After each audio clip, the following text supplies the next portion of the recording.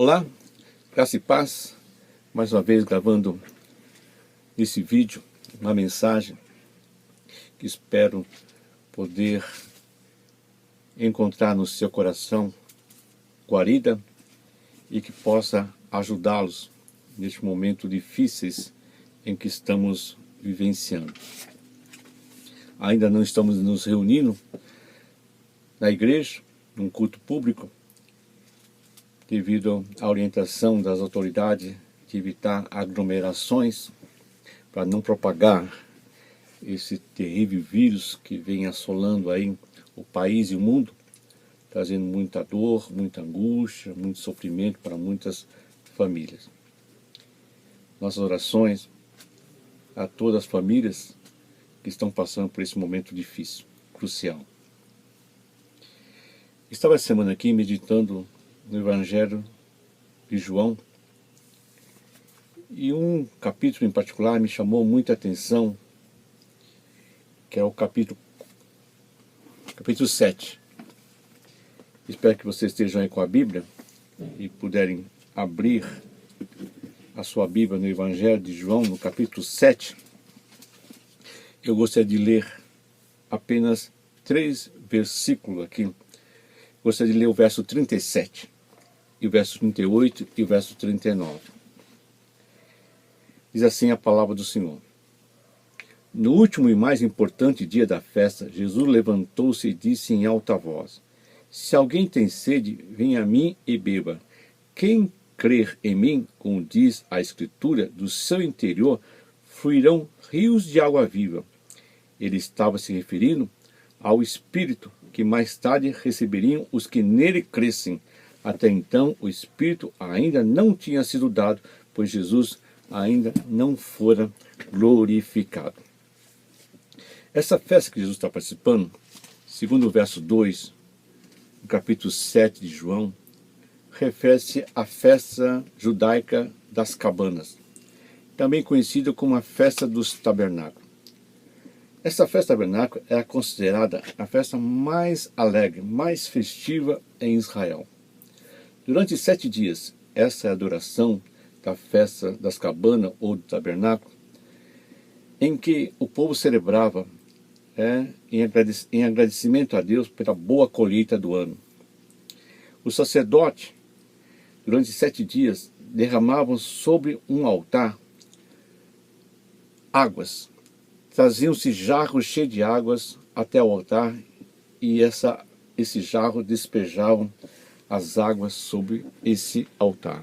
Essas águas representavam as chuvas que Deus havia proporcionado a Israel no campo para que tivessem uma boa colheita. Também dizem que a festa tabernáculo apontam para a celebração dos 40 anos que Israel peregrinou pelo deserto. Também a festa tabernáculo aponta para a promessa da vinda do Messias. Uma promessa profética da vinda do Messias. Israel, até o dia de hoje, não crê que Jesus seja o Messias. Então ainda aguardam a vinda do Messias. Então a festa tabernáculo é celebrado com a intenção de aguardar a vinda do Messias para restaurar, para transformar, para redenção, para libertação do povo de Israel de todo tipo de opressão. E Jesus participa dessa festa desde o primeiro dia. No capítulo 7, no verso 10, diz assim: Depois que seus irmãos subiram para a festa, ele também subiu. Não abertamente, mas em segredo. A atitude de Jesus tinha uma razão de ser. No verso 1 aqui, diz que alguns judeus procuravam tirar-lhe a vida. Então Jesus estava em perigo, em risco de vida. Então ele começou a evitar essas multidões. Então ele foi lá em oculto participar da celebração da festa tabernáculo. Mas a Bíblia diz que na metade, quando a festa estava na metade, Jesus ele sobe ao templo. Veja lá, no verso 14 de João capítulo 7. Quando a festa estava na metade, Jesus subiu ao templo e começou a ensinar. Os judeus ficaram admirados e perguntaram: como foi que este homem adquiriu tanta instrução sem ter estudado? E a Bíblia diz que muitos creram em Jesus Cristo, reivindicavam que Jesus seria o Messias prometido, aquele que haveria de vir, o Rei dos Reis, o Senhor dos Senhores. Mas outras pessoas não criam em Jesus Cristo e começaram a polemizar, começaram a dizer que ele estava completamente endemoniado, que seus ensinos eram do diabo. Esse ensinamento de Jesus Cristo contrariava muito as autoridades religiosas da época, a tal ponto, que no verso 30 do capítulo 7, diz que tentaram prender Jesus Cristo. Então tentaram prendê-lo, mas ninguém lhe pôs as mãos, porque a sua hora ainda não havia chegado. E Jesus,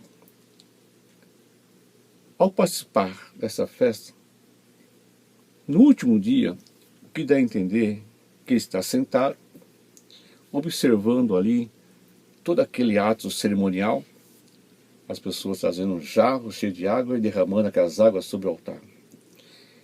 Eu creio que a imagem que se forma em Jesus Cristo, daquelas águas sendo derramadas sobre o altar, que ali se transforma-se um rio. A imagem que Jesus tem é de um rio. Então, a Bíblia diz que ele se levanta e em alta voz diz: se alguém tiver sede, se alguém tem sede, vem a mim e beba. O que ele está querendo dizer com isso? Jesus está reivindicando ali o cumprimento das promessas de Deus, promessas de restauração, de transformação em Israel.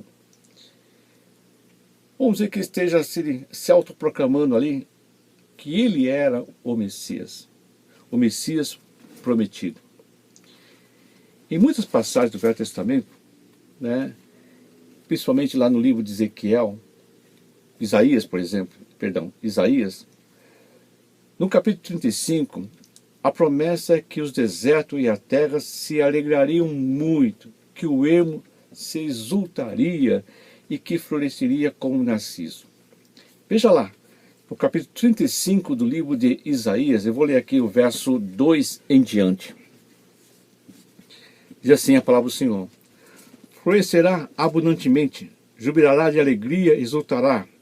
Deu-se-lhe a glória do Líbano, o esplendor do Carmelo e de Sarão. Eles verão a glória do Senhor, o esplendor do nosso Deus. Fortalecei as mãos frouxas e firmai os joelhos vacilantes. Dizei aos desalentados de coração: sede forte, não temais. Eis o vosso Deus. A vingança vem, a retribuição de Deus. Ele vem e vos salvará. Então se abrirão os olhos dos cegos e se desimpedirão os ouvidos dos surdos. Os coxos saltarão como servos e a língua dos mudos cantará. Pois águas arrebentarão no deserto e ribeiros no ermo. A areia esbraseada se transformará em lagos e a terra sedenta em mananciais de água. Onde outrora viviam os chacais, crescerá a erva com canas e juncos. E o verso 8 diz assim: e ali haverá bom caminho, caminho que se chamará o caminho santo. Veja só, caminho que se chamará o caminho santo. O imundo não passará por ele, pois será somente para o seu povo. Quem quer que por ele caminhe, não errará, nem mesmo o louco. E quando Jesus diz assim: se alguém tiver sede, venha a mim e beba. E quem crer nele, segundo a Escritura, um rio de águas vivas fluirá do seu interior. João diz que Jesus estava falando do Espírito Santo, que naquele momento ainda não fora dado, porque Jesus não havia sido glorificado. Isto é, quando Jesus Cristo foi crucificado na cruz e morreu por nós ali, derramando seu sangue, aquele sangue nos purificou de todos os nossos pecados. Há em nós uma restauração que vai se confirmar quando Jesus, no terceiro dia, ressuscita. E a Bíblia diz que o meu Espírito que ressuscitou Jesus, que é o Espírito Santo, também nos ressuscitará com ele e reinaremos com ele. Hoje Jesus foi assunto ao céu, está sentado à direita do Deus Pai, intercedendo pela igreja, intercedendo por nós. E o apóstolo Paulo diz que hoje nós podemos reivindicar o direito, reivindicar a promessa de que, ao aceitarmos Jesus Cristo, esse corpo aqui se transforma na habitação do Deus vivo, na habitação do Espírito Santo. Nós hoje somos o templo do Espírito Santo, nós somos o templo de Deus. Jesus havia prometido, capítulo 16 de João, a vinda de um outro Consolador, do Espírito Santo. Esse Consolador, que é o Espírito Santo, iria convencer as pessoas da justiça, do juízo do pecado. E que não deixaria nós, órfãos. Que esse Espírito Santo tinha uma missão de fazer lembrar de tudo aquilo que Jesus havia ensinado e praticado. E hoje nós estamos no momento da graça, isto é, no momento em que o Espírito Santo está agindo em nós. Com que intenção? Qual a finalidade? Qual é a missão do Espírito Santo em nossas vidas? Nos moldar à imagem de Jesus Cristo, segundo o apóstolo Paulo. Nos santificar. Nos fazer morrer para o eu e cada vez mais nos aproximarmos na estatura perfeita do varão perfeito. Me traz também aqui a memória, de uma visão que o profeta Ezequiel teve, que está lá no capítulo 47, que fala sobre a torrente de águas purificadoras. Ele fala que um homem o fez voltar à entrada do templo, e quando isso acontece, ele vê águas saindo. Veja lá, capítulo 47, verso 1. Depois disso, o homem fez voltar à entrada do templo, e eis que saíam águas de debaixo do limiar do templo para o oriente, porque a face da casa dava para o oriente, e as águas vinham de debaixo para o lado direito da casa, do lado sul do altar. Eu posso trazer essa visão do professor Ezequiel para o dia de hoje. Quando esse altar aqui é restaurado, o que nós podemos entender que o Espírito Santo começa a manifestar uma visão de águas que saíam do limiar do templo, do lado direito da casa, do lado sul do altar. E o Espírito Santo aparece, na forma aqui na visão do Ezequiel 47, como um homem com um cordel de medir. que vai conduzir o profeta Ezequiel para fora, até a porta exterior, conforme aqui o verso 2, que olha para o oriente, eis que corriam as águas ao lado direito. Saiu aquele homem para o oriente, tendo na mão um cordel de medir. A palavra direita, direito aqui, né, aponta para quem? Para a presença do Senhor Jesus Cristo. Esse homem no cordel de medir é uma pré-figura de Jesus e também do Espírito Santo. O salmista diz: há delícias à sua direita, que faz sua presença do Senhor, do Filho de Deus. E esse homem no cordel de medir conduz o profeta Ezequiel a entrar dentro dessa água. E as primeiras águas chegam até os tornozelos. Depois ainda convida Ezequiel a caminhar mais 1000 côvados, e as águas começam a subir, até chegarem aos joelhos. E o homem cordel insiste ainda que Ezequiel caminhe mais 1000 côvados, e as águas vão subindo, chegando até na altura aqui do lombo, na altura da cintura. Mas o homem de cordel continua ainda conduzindo o profeta Ezequiel até as profundezas desse rio. Quando ele chega nas profundezas do rio, Ezequiel percebe que ele não pode mais caminhar. Ele tem que mergulhar nesse rio. As águas tão profundas que não havia mais condição de caminhar como ele estava caminhando até então. Então ele entra nas profundezas desse rio do Espírito Santo. Eu creio que essas caminhadas representam os momentos do trabalhar de Deus em nossas vidas. O altar está restaurado, que é a nossa vida espiritual. O Espírito Santo nos conduz a entrar nesse rio de águas vivas, que é o rio do Espírito Santo, que vai nos libertar, primeiro, os tornozelos. Isso é, os grilhões que nos prendiam ao velho eu, ao velho mundo, né? Ele é totalmente quebrado. Nossos pés estão livres. Nós estamos sentindo aqui a liberdade, a purificação dos nossos pés. Lembre-se daquela cena que Jesus lava os pés dos seus discípulos? Mais ou menos podemos ir nesse caminho aqui também. Então, a primeira coisa que é liberta em nossa vida são os nossos tornozelos, os nossos pés, para que nós possamos prosseguir nessa caminhada de santificação.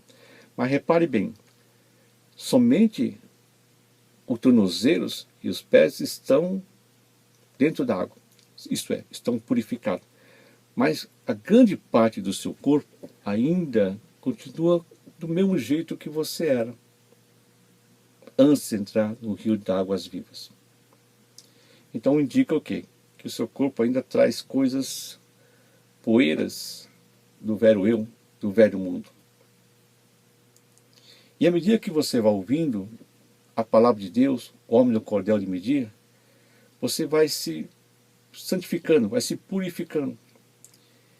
Quanto mais você entra e começa a obedecer a palavra de Deus, as águas vão subindo até os seus joelhos. Que fala o quê? Os joelhos falam sobre humildade e também aponta para a oração também.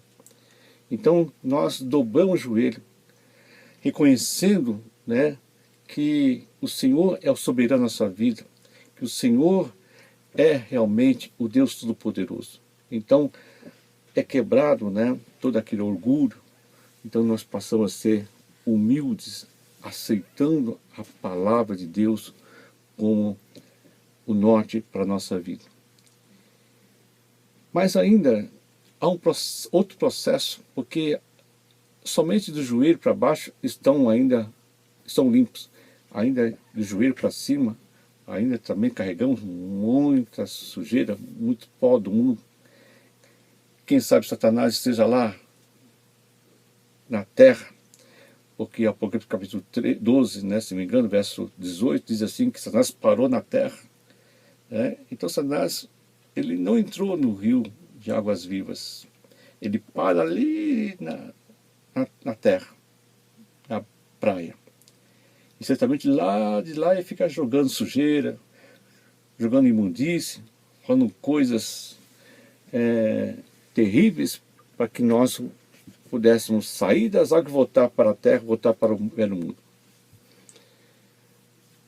Então, quando as águas chegam até o lombo fala sobre firmeza, firmeza na palavra de Deus. Então, vamos começar a adquirir o conhecimento da palavra de Deus e cada vez mais vamos ficar firmes nas promessas do Senhor e que vai nos purificando. Então, metade do nosso corpo agora está totalmente purificado, mas metade ainda está sujos do velho eu, do velho mundo. Quando nós somos convidados, como Ezequiel foi convidado, a mergulhar no rio da água viva, esse mergulho simboliza o quê? Falsificado. Quando você mergulha dentro do rio, no caso do rio das águas vivas, no rio do Espírito Santo, você morre. É o símbolo da morte. Quem te via, não te vê mais. Satanás, que está lá na praia, não mais te vê, porque igual você está mergulhado no rio do Espírito Santo. Então, é uma purificação total, completa. Todas as impurezas vai sair. Vai sair dos seus olhos. Você, a partir desse momento, quando a impureza sai dos seus olhos, você começa a enxergar as maravilhas da manifestação de Deus. As sujeiras vão sair dos seus ouvidos. Você vai começar a ouvir Jesus falar com você, conforme João diz aqui, da boca desse, as palavras que saíram da boca de Jesus era como de muitas águas.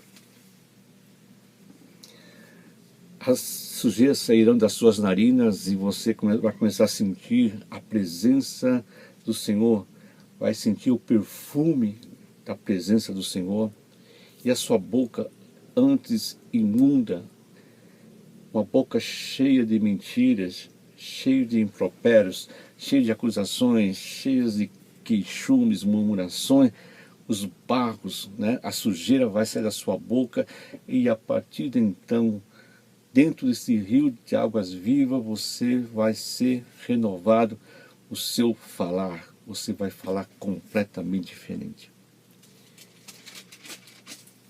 E quando, segundo Ezequiel, fala que o homem do cordel de Midim faz com que ele saia do rio, tudo que ele vê na margem do rio é diferente do que ele via antes. Ele não descreve isso antes, mas descreve depois. O que ele vê? Ele vê quando as águas que saem por ele descem as campinas e entram no Mar Morto, as águas ficam saudáveis. Ele vê grande abundância de árvores à margem do rio. Toda criatura que vive em enxames vai se concentrar naquele lugar. Imagina só, se você tivesse um balde cheio de águas poluídas no rio Tietê, por exemplo, do rio Pinheiros aqui, você acha que as pessoas viriam ao teu encontro?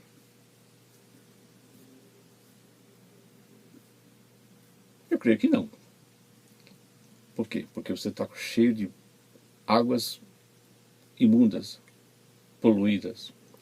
Mas se você tiver águas puras, cristalinas, as pessoas viriam ao seu encontro.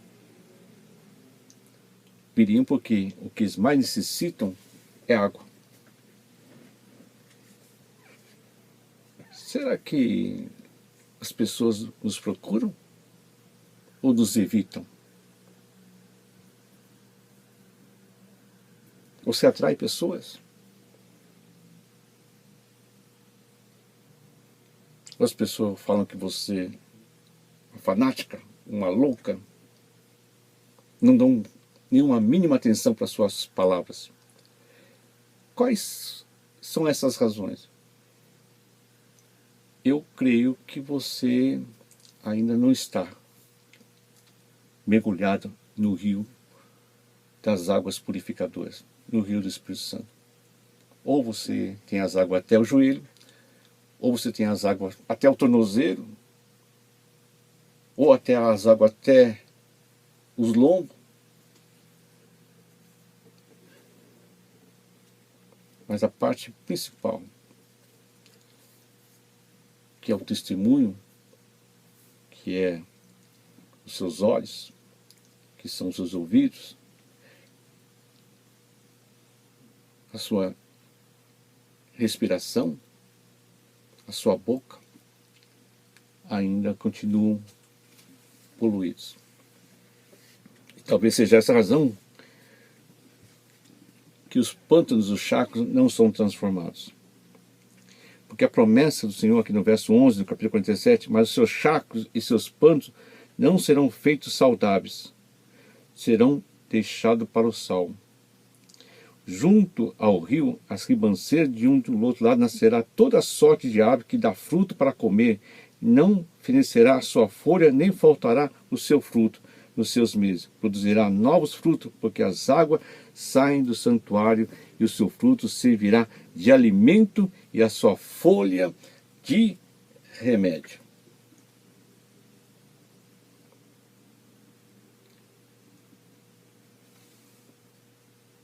Você tem sede ainda?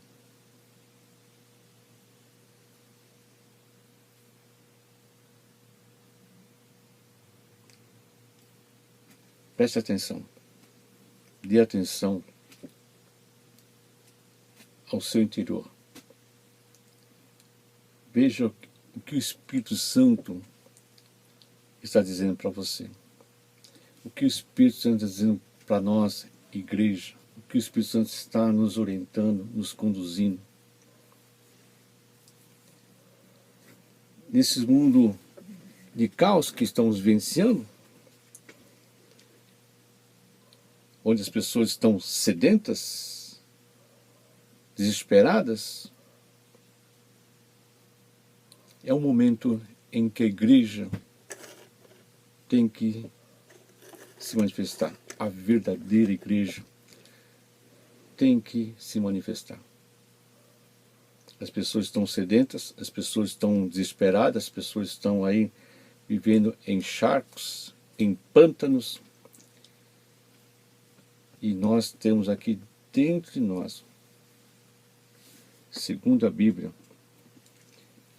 o alimento para essas pessoas. Frutos novos.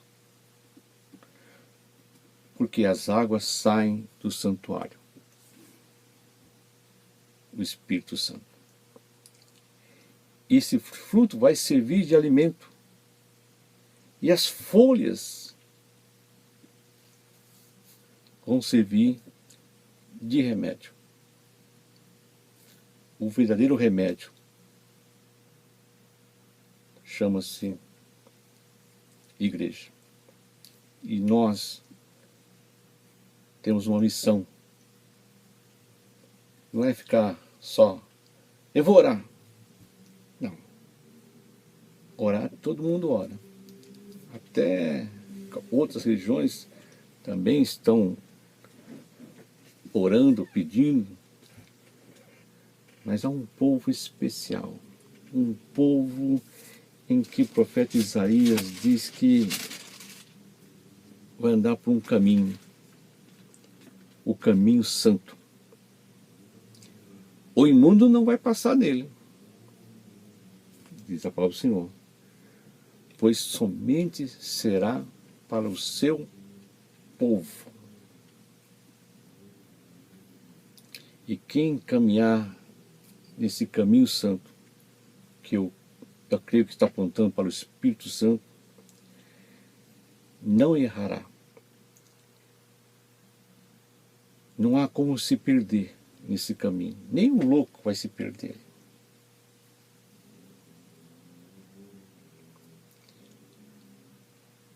Muitas pessoas com sede. Muitas pessoas sedentas. E nós temos água viva. Água purificadoras. O Espírito Santo. Que o Senhor possa nos ajudar nessa caminhada, esse caminho chamado caminho santo, o bom caminho.